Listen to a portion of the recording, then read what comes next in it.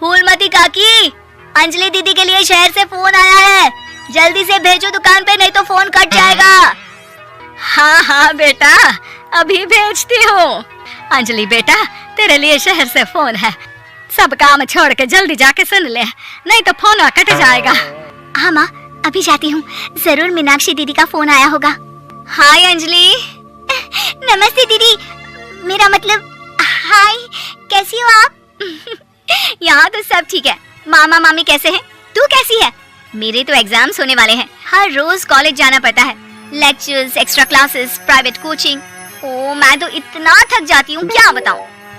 आपकी कॉलेज वाली बहन जी आपको इतना पढ़ाती है, तो घर कब जाती हैं आप दीदी?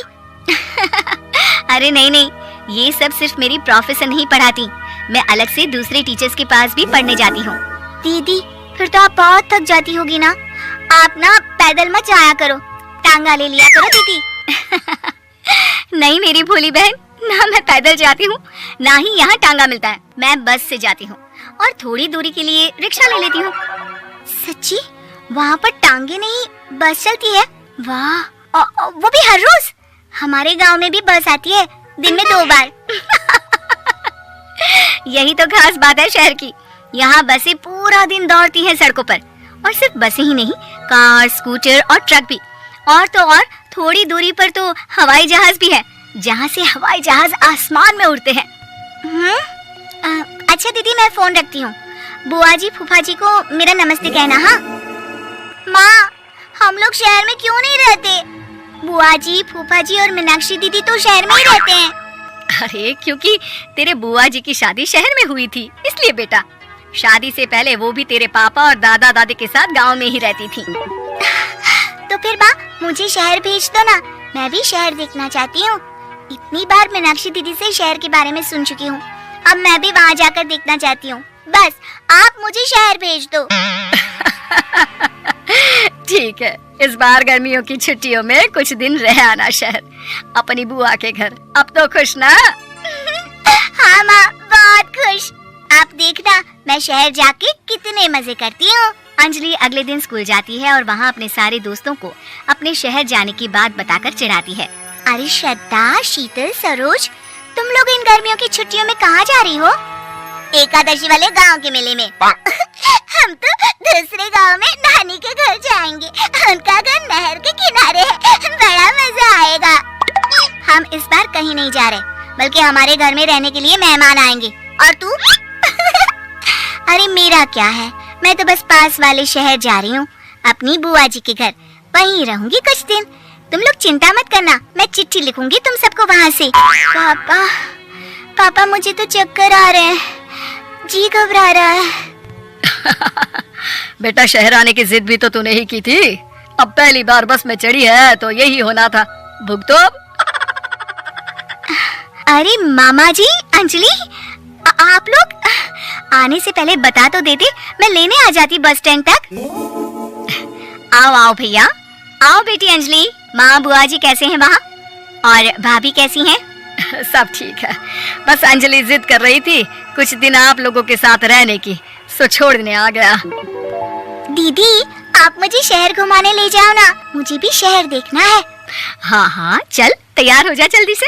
अंजलि तैयार होने जाती है और कुछ देर बाद जब बाहर आती है तो अरे ये क्या कर दिया तूने, मार्केट तक ही तो जाना है, इतनी डार्क रेड लिपस्टिक, इतने बड़े बड़े झुमके और चूड़ियाँ और चेहरे पर इतना सारा पाउडर।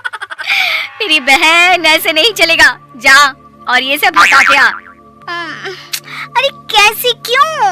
मैंने शहर आने के लिए इतनी मेहनत से ये सब इकट्ठा किया था, और वैसे भी मैंने देखा है मोहल्ले की राधा काकी के टीवी पर एक फिल्म चल रही थी, उसमें हीरोइनें ना ऐसे ही तैयार होकर जाती है घूमने। सब पता है मुझे, मैं तो ऐसे ही जाऊंगी दीदी। अंजलि शहर की चकाचौंध को देखकर बहुत हैरान और खुश होती है। ऊंची ऊंची इमारतें, सड़क पर दौड़ती गाड़ियाँ, बड़ी बड़ी दुकानें, उसकी एक्साइटमेंट का ठिकाना नहीं था। दीदी ये छोटा सा कमरा सड़क के किनारे क्यों रखा है, इसमें कौन रहता होगा?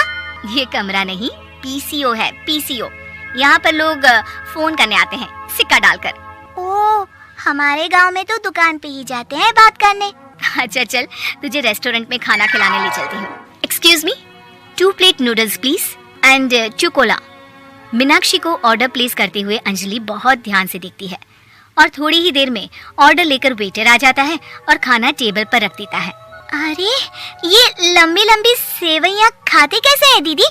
और इसके साथ कोई अचार, प्याज, मूली कुछ भी नहीं दिया, बस ये छोटा सा पेट खुजाने वाला दे दिया है।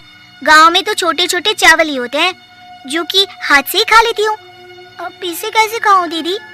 कुछ नहीं, एक चम्मच प्लीज और लिटिल प्याज और अचार और मूली और एक गिलास मट्ठा, वो बाद में। हाँ, अब ये सब सुनकर आसपास बैठे लोगों को हंसी आ जाती है। मीनाक्षी भी अपनी हंसी किसी तरह रोकने की कोशिश करती है और वेटर मुस्कुराता हुआ वहाँ से चला जाता है। अंजलि समझ नहीं पाती कि सब किस बात पर हंस रहे थे, लेकिन वो छिप जाती है। दीदी, मुझे लगता है कि मुझे इन सेवइयों को ऐसे ही खा लेना चाहिए, इसी पेट खुजाने वाले कांटे के साथ। एक काम कर, तू मुझे खाते देख, जैसे मैं खाऊं तो भी वैसे ही खा ले। ठीक है दीदी। अंजलि खाते खाते नूडल्स में सिरका ज्यादा डाल देती है, फिर ऊपर से नमक दानी से खेलते हुए काफी नमक भी अनजाने में छिड़क लेती है। अरे ये क्या क्या खा लिया? अरे हाय हाय, कितना कड़वा है। पानी पानी, ये काला शरबत ही पी लेती हूँ। और जल्दबाजी में अंजलि जल्दी जल्दी कोला पी लेती है, जिससे उसके नाक में झंझनाहट होती है।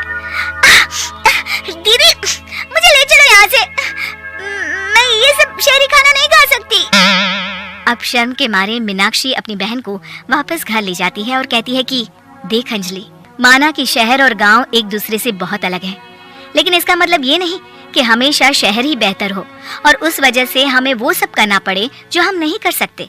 शहर में सहूलतें तो हैं ही, पर चुनौतियां भी हैं। हम जहाँ भी रहें, हमें कभी अपने आप को कम या ज्यादा नहीं समझना चाहिए। हर किसी भी नई जगह में ढलने में समय लगता है, उसके लिए तुम्हें दूसरों की नकल करने की कोई जरूरत नहीं है। बेटा, घूम लिया शहर या अभी और घूमना है? नहीं पापा, मैं अपनी गलती समझ गई हूँ, आप गांव ही ले चलिए मुझे।